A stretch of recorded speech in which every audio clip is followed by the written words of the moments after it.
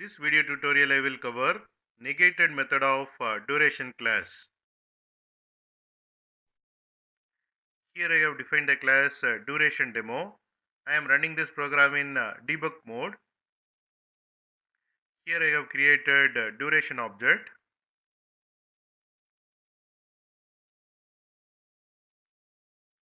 Duration is 12 hours. Then I am calling negated method of duration object.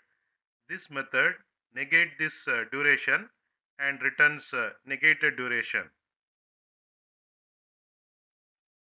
Here you can see the output.